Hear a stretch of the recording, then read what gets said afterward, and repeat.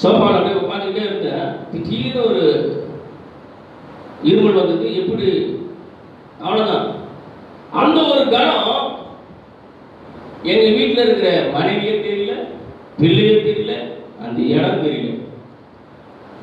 ஆவியானவர் தான் இது வரைக்கும் உயர்த்தமா நின்றார். கடவுள் கிட்ட சொல்லலாமா?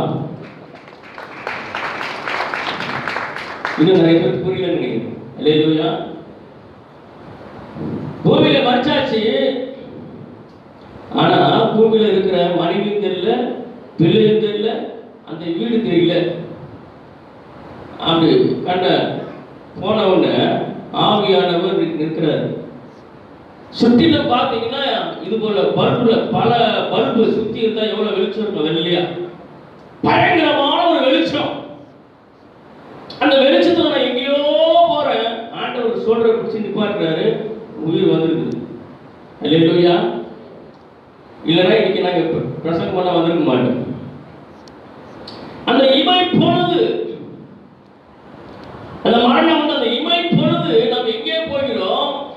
ஆவிக்குரிய பிள்ளைகள் தான் ஏசப்பா இருப்பாரு. உலகத்தின் பிள்ளைகள் தான் வேற இருக்கும். அல்லேலூயா. அப்ப ஆவியானவர் வந்து அந்த நின்றவன் தான் பார்த்தேன். நான் நினைச்சேன் கனவு தான் கண்டும் பொழுது. அல்லேலூயா. நான் கனவு உலகத்தில் இருக்கிறேன்னு நினைச்சேன். திடீர்னு என் மகள் ஆண்டி ஆண்டி என்று கீழே ஓடுகிற சத்தம் கேட்டுச்சு. என்னுடைய மனைவி சொன்னாங்க, டேடி எழுந்துட்டாரு. என்னம்மா பதட்டமா இருக்கீங்க? நீங்க உங்க உயிர் போயிடுச்சு. நான் என் நெஞ்சில குத்துன்னு எனக்கு தெரியுமா? எனக்கு ஒன்றும் தெரியல. அல்லேலூயா. நீ குத்துனதும் தெரியாது. ஆனால் ஒரு நிமிஷம் பார்க்கும்போது அது கனவு என்று நினைத்தேன். அல்லேலூயா. அந்த உயிர் போன பிறகு வெளிப்பட்டது யாரு? பரிசுத்த ஆவியானவர். கைவிட்டறில சொல்லாமா? பரிசுத்த ஆவியானவர். இந்த இடம் முழுவதும் வெளிச்சம். இதே காட்டில் ஒரு பெரிய ஆச்சரியம் என்னன்னா, பரலோகம் அப்படி கொண்டு போயிட்டு வந்தாரு. எனக்கு விஷயம் தெரியல.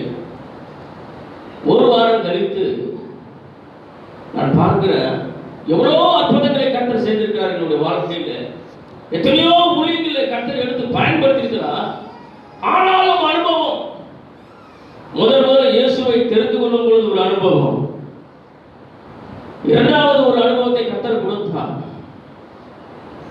உனக்கு நானே எஜமான் என்று சொல்லி அந்த ஒரு அனுபவம். மூன்றாவது மரித்த பிறகு தேவனுடைய அந்த அவருடைய தரிசனத்தை காண கர்த்தர் கிருபை கொடுத்தது. அல்லேலூயா. கரந்திருக்கிறது நன்றி சொல்லாமா?